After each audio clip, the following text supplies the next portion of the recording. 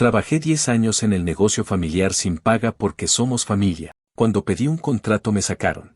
Pero el contador me dijo quién realmente era el dueño legal, y ese día, trabajé durante una década entera en el restaurante de mi familia sin recibir un solo salario real, siempre bajo la misma cantaleta de que era nuestro negocio y que algún día sería mío. Yo entré a los 20, apenas había muerto mi papá y todo el mundo andaba con un vacío raro encima, así que cuando mi mamá dijo que lo mejor era mantener el restaurante andando porque era el legado de la familia, yo asentí sin cuestionar nada. Mi tío, hermano de mi papá, apareció casi de inmediato con ese tono de martirizado que usaba cada vez que quería quedar como héroe y anunció que él iba a ayudarnos a sacar esto adelante. Pero con el tiempo esa frase se convirtió más en una amenaza velada que en un gesto de apoyo. Empezó a decidir cosas sin consultarle a nadie, corregía a los empleados enfrente de los clientes como si fuera el dueño, hablaba de la cocina como si él la hubiera montado y poco a poco se volvió el que mandaba de facto. Yo, mientras tanto, hacía absolutamente todo lo que se necesitara sin chistar, y cada vez que preguntaba por qué yo no tenía un salario, mi mamá respondía que no dijera mamadas. Que el negocio era mío también y que debía pensar a largo plazo. Los años se fueron juntando como platos sucios en la tarja. Yo hacía horarios, cubría turnos, limpiaba baños, afinaba proveedores, cargaba cajas, resolvía quejas, diseñaba promociones, reparaba fugas, lo que fuera. Había días en los que yo era el primero en llegar y el último en irme, pero cuando insinuaba que necesitaba prestaciones o al menos un cheque simbólico, mi tío soltaba algún comentario pasivo-agresivo sobre cómo en la familia nadie le cobra a la familia. Me daba coraje, pero tenía ese sentimiento pendejo de lealtad que uno arrastra cuando cree que se debe a los suyos.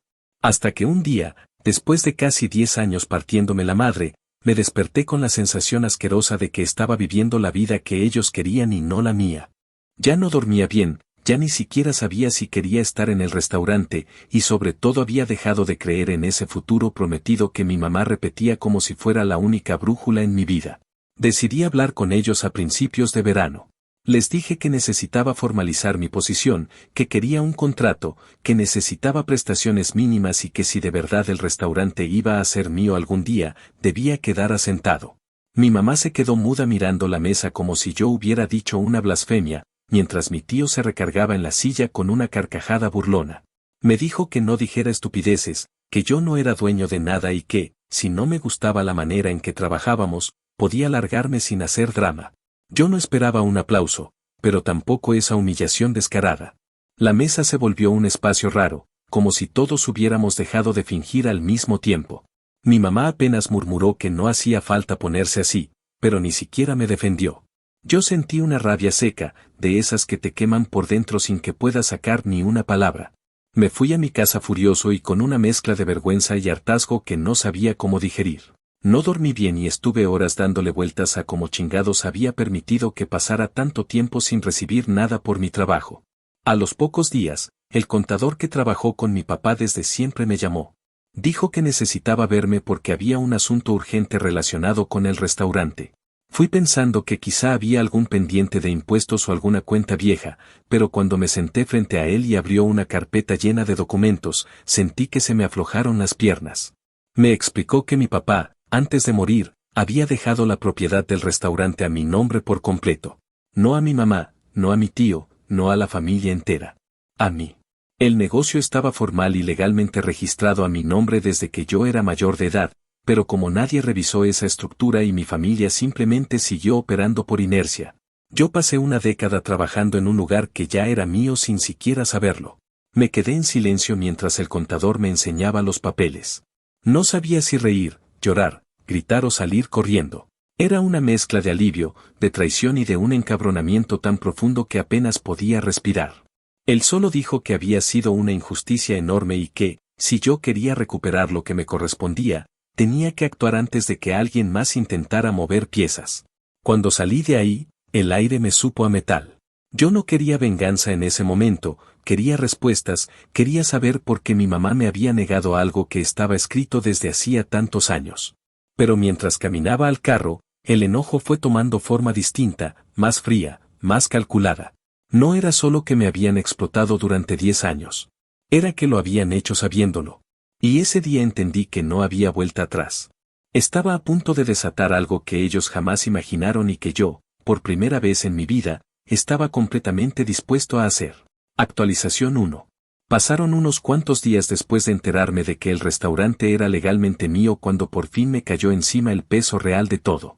No era una idea abstracta ni una posibilidad remota, era un hecho firmado, sellado y archivado desde hacía años, algo que yo había ignorado por pura confianza ciega en mi familia. Ese descubrimiento me quitó el sueño durante varias noches seguidas. Me quedaba despierto dándole vueltas a cada recuerdo, a cada gesto condescendiente de mi tío, a cada excusa de mi mamá, a cada ocasión en la que llegué agotado del restaurante sin recibir un centavo. Pero con el discurso repetido de que todo era parte del sacrificio. Me di cuenta de que no solo habían aprovechado mi trabajo, sino que habían permitido que yo viviera como empleado sin salario dentro de un negocio que me pertenecía desde antes de que yo siquiera supiera cómo funcionaba un contrato. Entre esos pensamientos y la rabia que iba creciendo con cada minuto que pasaba, decidí dejar de analizarlo todo como si fuera un mal sueño y hacer algo que realmente tuviera consecuencias. Fui a ver a un abogado recomendado por el mismo contador. Era un hombre que hablaba poco y escuchaba mucho, algo que agradecí porque yo llegué ahí con una mezcla de enojo y confusión que apenas podía ordenar. Le conté toda la historia desde el inicio, sin adornos ni pausas, como si necesitara vaciar un contenedor que llevaba años a punto de reventar. Él no reaccionó con sorpresa ni con lástima, solo me pidió los documentos y se puso a leerlos con atención. Mientras lo hacía, yo observaba su rostro intentando encontrar alguna señal de lo que vendría, pero era imposible.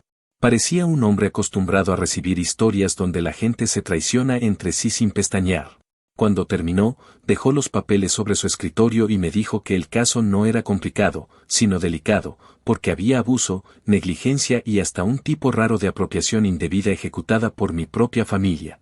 No sabía si quería escuchar lo que siguió, pero él continuó explicándome que, como dueño legal, yo podría reclamar la posesión inmediata del restaurante, exigir auditorías completas, pedir compensaciones por uso no autorizado de mis bienes y hasta levantar cargos si demostraba que habían manejado el negocio de manera fraudulenta. Cuando mencionó lo de los cargos, sentí que la boca se me secaba. No porque no quisieran recibirlos, sino porque de pronto entendí la magnitud del terreno que estaba a punto de pisar. Aún así, había algo muy claro dentro de mí. Durante años acepté abusos disfrazados de tradición familiar y ya no estaba dispuesto a hacerlo. Por primera vez en mucho tiempo, tuve la certeza de que no iba a dar marcha atrás. El abogado redactó una notificación formal dirigida a mi mamá y a mi tío. El tono era directo, sin insultos ni adornos. Les informaba que yo, como propietario del restaurante, exigía la entrega inmediata del local, las llaves, los registros contables, las cuentas bancarias asociadas y cualquier documento relacionado con la operación del negocio. También les daba un plazo estricto para desalojar y les advertía que, si se negaban, se iniciarían las acciones legales correspondientes. Firmé la carta con una mezcla extraña de alivio y miedo, como si estuviera firmando al mismo tiempo un cierre y un comienzo. Después, el abogado la envió por correo certificado y también por correo electrónico para que no hubiera forma alguna de que dijeran que no la recibieron. Cuando mi mamá leyó la notificación, me llamó de inmediato. Su voz sonaba quebrada, como si estuviera hablando desde un lugar donde no terminaba de entender qué estaba pasando. Me preguntó por qué estaba haciendo eso, que si no podíamos hablarlo de otra manera, que si no estaba exagerando. Yo respiré hondo porque odiaba escucharla así, pero también estaba harto de ser el que cedía siempre. Le dije que no había nada que hablar porque todo lo que yo intenté resolver como adulto responsable ella lo ignoró, y que ahora las cosas se estaban haciendo como correspondía. Se quedó callada unos segundos antes de romper en llanto, diciéndome que no entendía cómo podía tratar así a mi propia familia. No le respondí con insultos ni con ironías. Solo le dije que no se trataba de tratar mal a nadie, sino de recuperar lo que me correspondía por derecho y que jamás debió ocultarse. Mi tío reaccionó de manera opuesta. Tardó apenas unos minutos en marcarme y desde la primera palabra estaba gritando. Me acusó de ser un traidor, de destruir la unidad familiar, de querer robar algo que según él había ayudado a construir. Yo escuché en silencio hasta que dijo que había invertido más que yo y que por eso tenía más derecho que nadie. No sabía si reírme o colgarle. Le dije solamente que si de verdad creía que tenía algún tipo de derecho legal podía llevar sus argumentos ante el abogado, porque a partir de ese momento yo no iba a discutir nada directamente con él.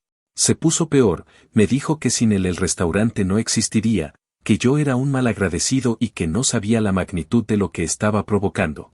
Terminé la llamada sin dignarme a contestar la última parte porque ya no tenía sentido seguir escuchando su discurso de víctima. Las 48 horas siguientes fueron una montaña rusa emocional. Mi mamá me mandó mensajes pidiéndome que reconsiderara, recordándome momentos familiares, casi como si quisiera apelar a la nostalgia para que yo dejara el asunto muerto. Mi tío, en cambio, se dedicó a mandar insultos por mensajes que borraba a los pocos minutos, como si creyera que eso lo protegía de algo. Yo guardé todo. Sabía que cada palabra podía servir si esto escalaba. Dormí poco, comí mal y me sorprendió darme cuenta de que la rabia se estaba transformando en algo más frío y más funcional. No era solo enojo, era una claridad que no había sentido en años. Me di cuenta de que toda mi vida adulta había girado alrededor de personas que se beneficiaron de mi trabajo sin reconocerlo y que, por primera vez, estaba poniéndoles un límite. Cuando llegó el plazo establecido, el abogado recibió una respuesta formal de parte de ellos donde pedían más tiempo y alegaban que estaban en proceso de reorganizar todo. El abogado me explicó que era una táctica común para retrasar lo inevitable, pero que mientras no hubiera una negativa explícita todavía podíamos proceder con más calma. Aún así, él recomendó enviar a un agente legal para hacer una inspección del local y documentar el estado en que se encontraba, ya que era muy probable que intentaran ocultar movimientos financieros o sacar cosas del restaurante sin autorización. Me pareció exagerado al principio, pero luego entendí que no se trataba de confianza o desconfianza, sino de protegerme de maniobras que yo jamás hubiera imaginado hace tan solo unas semanas. El día que se hizo la inspección, yo no entré. Me quedé afuera, viendo la puerta del restaurante donde pasé prácticamente toda mi juventud trabajando, pensando en cada mañana que abrí las cortinas sin saber que estaba abriendo un negocio mío. Me sentía raro, como si estuviera vigilando algo que me pertenece pero que al mismo tiempo me tiene cicatrices. Cuando el encargado salió y me dio un reporte preliminar, supe que esto apenas empezaba. Había inconsistencias en los registros, faltaban facturas, existían cuentas espejo que yo jamás autoricé y movimientos de efectivo imposibles de justificar. Yo escuchaba todo con una calma que no reconocía en mí. Era como si por fin hubiera encontrado la voz que necesitaba y la certeza de que no iba a detenerme. Esa noche, mientras revisaba los correos que mi abogado me reenvió, tenía claro que esta situación ya no era solamente un conflicto familiar.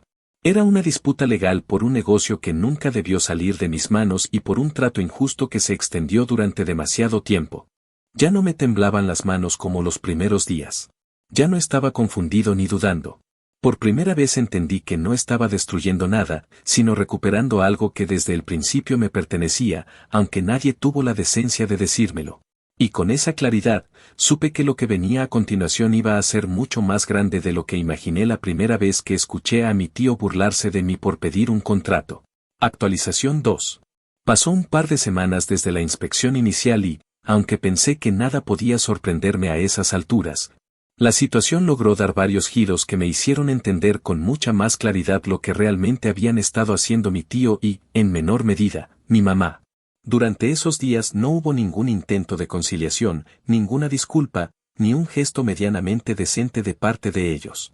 Lo único que recibía eran mensajes indirectos, comentarios pasivo-agresivos a través de familiares que ni se habían tomado la molestia de hablar conmigo en años.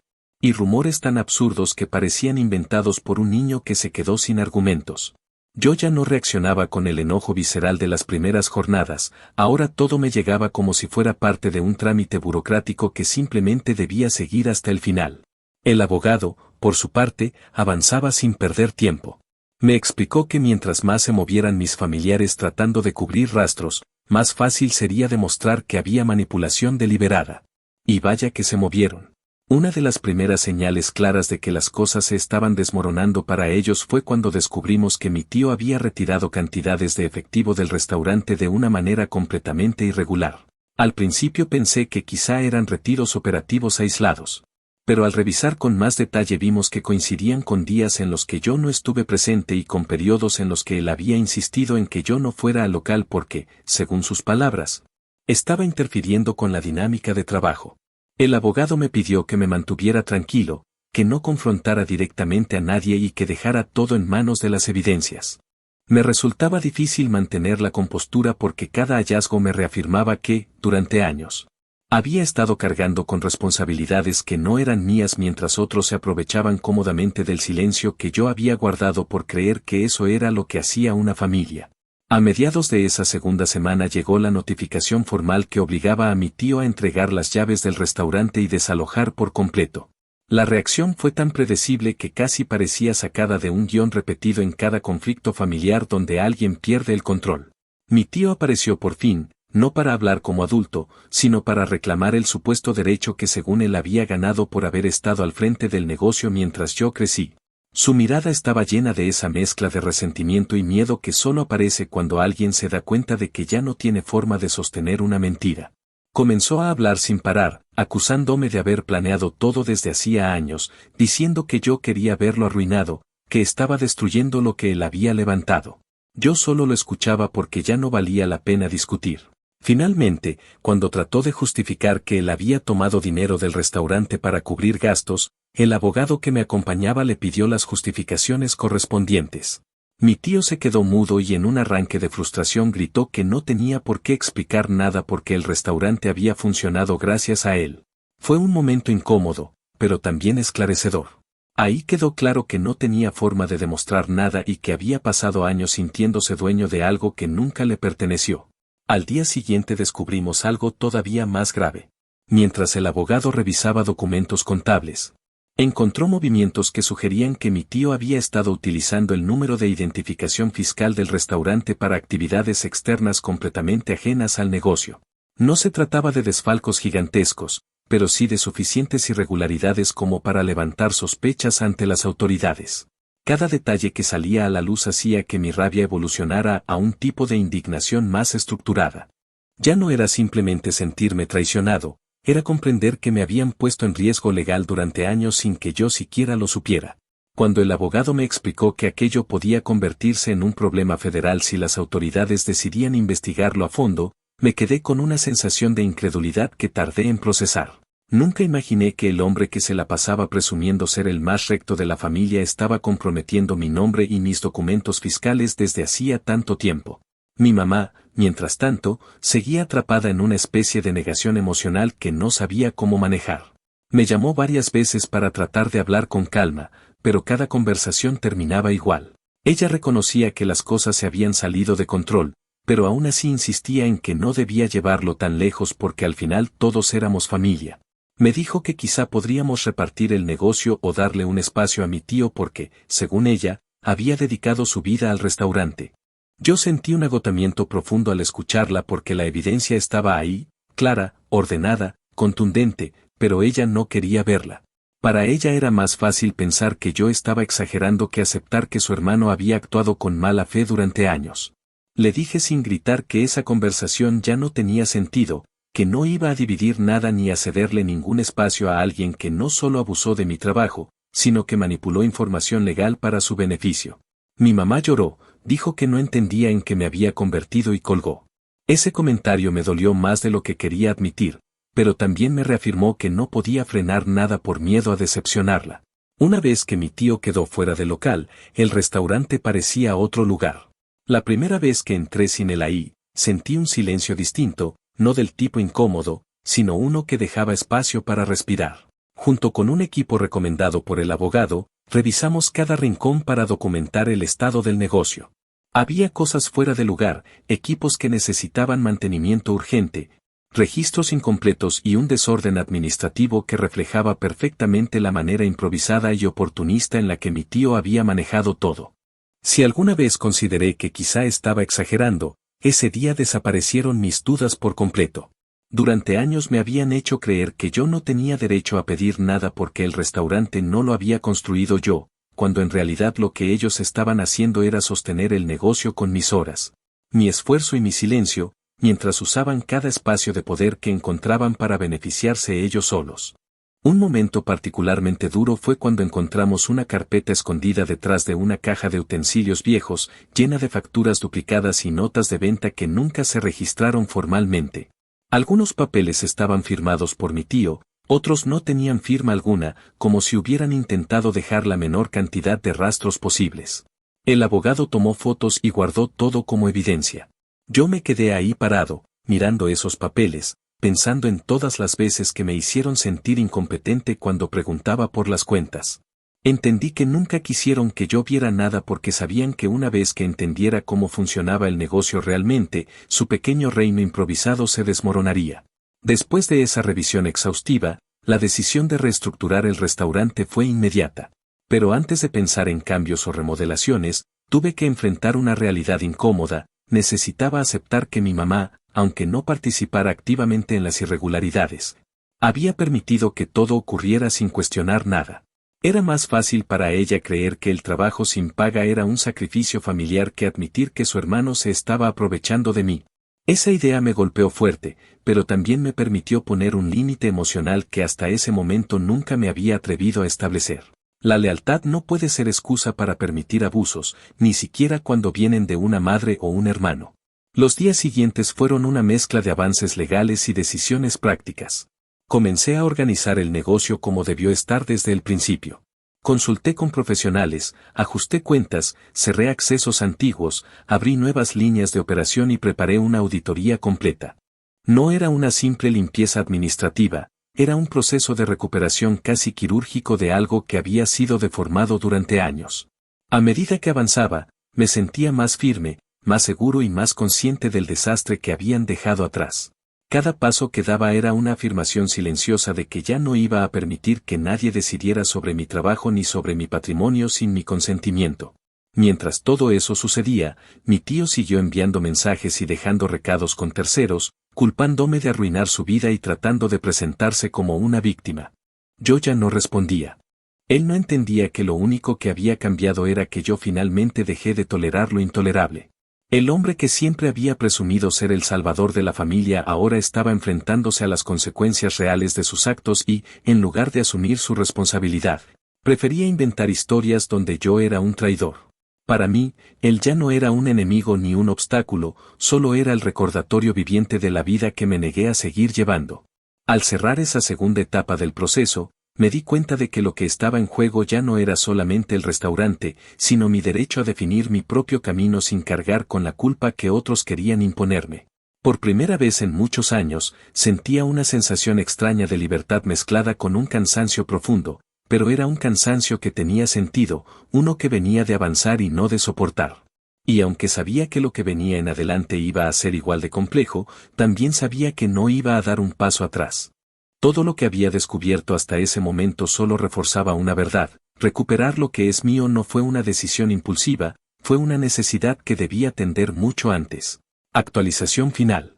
Pasaron algunos meses desde que tomé posesión del restaurante y aunque pensé que lo peor ya había quedado atrás, descubrí que el cierre emocional de todo esto no dependía solamente de expulsar a mi tío o reorganizar las cuentas, sino de enfrentar cada consecuencia silenciosa que se había quedado atrapada en los rincones de mi vida. Durante ese tiempo trabajé casi sin descanso en reconstruir el negocio desde cero, no porque estuviera completamente destruido, sino porque necesitaba borrar cualquier rastro de esa versión desordenada, desigual y abusiva en la que se había convertido bajo la administración improvisada de mi familia. Los primeros días fueron agotadores, pero también extrañamente liberadores, como si por fin estuviera viendo con mis propios ojos la dimensión real de lo que había permitido durante tanto tiempo sin cuestionarlo. Me dediqué a revisar contratos con proveedores, a elegir equipo nuevo, a renovar áreas clave y sobre todo a crear un sistema de trabajo transparente que no necesitara secretos ni manipulaciones para sostenerse. Una de las cosas que más me sorprendió fue la reacción de los empleados que habían estado ahí desde antes. Varios se acercaron con comentarios que al principio no supe cómo interpretar, diciendo que el ambiente se sentía distinto, que ya no había gritos innecesarios, que por fin podían trabajar sin sentir que cualquier error sería usado como excusa para un regaño exagerado. Me dijeron que mi tío solía humillar a la gente si algo salía mal, que hacía comentarios fuera de lugar y que incluso había intentado culpar a ciertos empleados de errores financieros que claramente venían de las decisiones que él mismo tomaba. Escuchar esas cosas me provocó una mezcla de molestia y alivio, pero también una sensación de responsabilidad que antes no había tenido tan clara. Me di cuenta de que no solo habían abusado de mí, sino que habían creado un ambiente tóxico para todos, y que ahora tenía la oportunidad de corregir eso de manera definitiva. A medida que el restaurante iba tomando forma bajo mi dirección, los problemas familiares seguían apareciendo, aunque ya no con la fuerza emocional del principio. Mi mamá y yo dejamos de hablar por un buen tiempo. No era un silencio explosivo ni lleno de insultos, sino ese tipo de distancia que deja claro que ambas partes están tratando de entender qué posición ocupar a partir de ahora. Cuando finalmente me llamó, lo hizo con un tono contenido, como si tuviera miedo de decir lo incorrecto. Me dijo que quería verme, que necesitábamos hablar porque todo se había vuelto demasiado frío. Acepté la reunión, más que nada porque necesitaba escuchar de su propia boca las razones que nunca entendí. Nos encontramos en su casa y la conversación fue larga, llena de interrupciones y pausas tensas. Me dijo que nunca imaginó que mi tío fuera capaz de ese nivel de manipulación, que ella confió en él porque pensó que estaba ayudando y que nunca creyó que yo necesitara algo tan simple como un salario porque, en sus palabras, yo siempre había sido fuerte. Me costó trabajo no reaccionar con sarcasmo o enojo, porque durante años confundieron mi silencio con fortaleza y mi obediencia con madurez, cuando en realidad me estaba desgastando para cumplir expectativas que no eran mías. Le expliqué con calma que no se trataba de herirla a ella, sino de poner un límite que debí poner desde el principio. Ella lloró un rato, no de forma dramática, sino con ese llanto bajo que sale cuando alguien por fin entiende que las cosas ya no pueden volver a ser lo que eran. Después de ese encuentro, nuestra relación tomó un ritmo más lento, casi como reconstruir una pared ladrillo por ladrillo sin estar seguro de que quieres que quede como antes. No hablamos todos los días ni intentamos forzar una cercanía que ya no existía, pero dejamos la puerta abierta para un entendimiento diferente. En cuanto a mi tío, optó por desaparecer en lugar de enfrentar la realidad. Sé por comentarios de terceros que sigue diciendo que yo le arruiné la vida, que sin él el restaurante estaría cerrado y que soy un desleal. A estas alturas ya no me afecta. Lo que antes me provocaba enojo o culpa ahora simplemente me recuerda que hay personas que prefieren sostener una mentira antes que asumir la responsabilidad de sus actos. Me di cuenta de que no vale la pena darle espacio en mi mente ni en mi tiempo. Él eligió su historia, por absurda que sea, y yo elegí avanzar sin cargar con la versión distorsionada que creó para sostener su ego. Mientras todo eso se acomodaba en lo emocional, la parte profesional avanzó mejor de lo que imaginé. El restaurante empezó a recuperar clientes que se habían alejado, llegaron nuevos comensales por recomendaciones y, con el paso de las semanas, los ingresos subieron de manera constante. Cuando las cosas comenzaron a estabilizarse, un periódico local se puso en contacto conmigo para hacer una entrevista sobre la renovación del lugar y la nueva administración. Al principio dudé porque no quería involucrar públicamente el desastre familiar, pero acepté siempre y cuando la historia se centrara en el crecimiento del restaurante y no en el drama interno. La entrevista salió limpia, respetuosa y con un enfoque positivo que jamás hubiera imaginado meses atrás. Algunos clientes habituales me reconocieron por la nota y comentaron que les alegraba que el restaurante estuviera en manos de alguien que realmente lo cuidara. Esos comentarios, aparentemente simples, me dieron una sensación de validación que no sabía que necesitaba. Después de tantos años donde se me trató como un recurso gratuito e intercambiable, escuchar que mi trabajo tenía valor fue casi terapéutico. Pero el verdadero cambio vino de algo más personal. Después de estabilizar el negocio, retomé la carrera universitaria que había abandonado hace años. No fue una decisión impulsiva ni una forma de escapar, sino la conclusión lógica de reconocer que mi vida ya no estaba atada a sacrificios impuestos por otros. Inscribirme en clases nocturnas fue extraño al principio, casi como entrar en una vida alternativa que siempre estuvo ahí esperando a que yo me dejara de excusas. Durante las primeras semanas me sentía viejo comparado con el resto, pero rápidamente olvidé esa sensación y me concentré en construir esa parte de mi vida que había dejado en pausa durante tanto tiempo. Descubrí que estudiar por decisión propia, y no por obligación o falta de opciones, es una experiencia que te acomoda la mente de una manera distinta. Ya no estaba viviendo bajo el peso de cumplir expectativas ajenas, ahora estaba creando mis propias metas. Hubo un momento particular, uno de esos que no tienen una importancia objetiva pero que emocionalmente se te quedan grabados. Estaba revisando unos documentos sobre el restaurante cuando recibí el primer cheque oficial de mi propio salario, algo que jamás había tenido en los 10 años anteriores. Me quedé mirándolo durante varios minutos sin moverme porque, en cierto modo, ese papel representaba el cierre simbólico de todo lo que había vivido. Por fin estaba recibiendo un pago real por mi trabajo, sin favores, sin condiciones, sin manipulaciones disfrazadas de cariño familiar. Fue un momento simple, pero significativo, que me recordó por qué todo este proceso había valido la pena. A medida que los meses avanzaron, el restaurante siguió creciendo, mi vida tomó una forma que nunca había tenido y la familia, aunque fracturada, encontró una manera menos dolorosa de coexistir. No recuperé la relación con mi tío, ni lo quiero hacer, pero con mi mamá al menos hay un espacio donde podemos conversar sin cargar cada palabra con culpa o resentimiento. Todo ese proceso me enseñó que la familia no puede usarse como excusa para justificar abusos, que la lealtad no debe ser una cadena y que uno tiene derecho a reclamar lo suyo sin pedir perdón por ello. Durante años pensé que ser parte de mi familia implicaba sacrificarme sin límite, aguantar sin protestar y aceptar cualquier cosa para mantener una ilusión de unidad. Ahora entiendo que la verdadera unidad no necesita víctimas. Cuando miro hacia atrás, no siento orgullo por haber llegado a este punto, pero sí siento una especie de tranquilidad madura que antes no conocía. Recuperé el negocio, recuperé mi rumbo y, sobre todo, recuperé mi voz. Y aunque sé que esta historia todavía tiene ecos que seguiré procesando con el tiempo, también sé que nada de lo que viene será tan pesado como cargar una década completa de trabajo no reconocido dentro de un espacio que ya era mío desde el principio. Esta vez, por fin, estoy viviendo una vida que yo elegí y no una que acepté por costumbre, miedo o culpa. Y eso, sin duda, es la parte más valiosa de todo este proceso.